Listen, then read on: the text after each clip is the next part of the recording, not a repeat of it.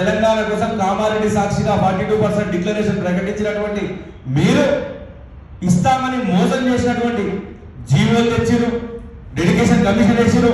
ఇవన్నీ దేనికి కూడా చట్టబద్ధత లేకుండా న్యాయ నిపుణులతో ఎక్కడ కూడా జరగకుండా మీరు పూర్తి మంత్రంగా చేసి బహుజనుల ఓట్లు అనుకుని రాజ్యాధికారంలోకి వచ్చిన తర్వాత రాజ్యం మీద దొంగే దొంగ అన్నట్టుగా రేవంత్ రెడ్డి గారు తోడు దొంగలను పెట్టుకుని ఇవాళ మా బహుజనులను మోసం చేస్తూ ఇవాళ మా సాయిశ్వరాచార్య బలిదానం అయిందంటే బలిదానం కాలే, అది ప్రభుత్వ హత్యగా దాన్ని చిత్రీకరించాల్సి ప్రభుత్వ హత్యనే దీన్ని భావించడం జరుగుతుంది.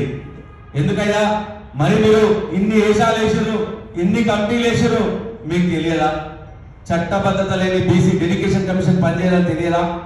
ఏ నామమాత్రం ఆలోచనతో చేస్తున్నారు. సెంట్రల్ గవర్నమెంట్ 9th షెడ్యూల్లో పెట్టాలంటే మీకు కాంగ్రెస్ పార్టీ, అది బీజేపీ పార్టీ, మీకు వాళ్ళకు పొందనే లేదు. ఎట్లా పెడతారు? వాళ్ళకున్న మిగతా రాష్ట్రాలన్నీ చూసుకోవాలి, సమీకరణ చేయాలి. ఒక రాష్ట్రం అంశానికి ఇంకో రాష్ట్రానికి సంబంధం ఉండదంటారు.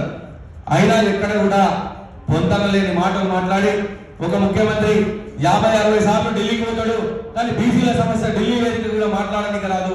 ఇలా శ్రీకాంతాచార్య విగ్రహం, జయశంకర్ సార్ విగ్రహం పెట్టడానికి రాలేదు, కానీ తెలంగాణ తల్లి విగ్రహాలు పెట్టినావు. ఇదే శ్రీకాంతాచార్యది, ఇదే విశ్వరాచార్యది, ఇదే జయశంకర్ సారు విగ్రహాలు ఎందుకు పెట్టలేదు? ఆ ట్యాంక్ బండ్ పైన కావచ్చు, అసెంబ్లీలో కావచ్చు, సెక్రటరియట్లో దాన్ని ఎందుకు పెట్టలేదు?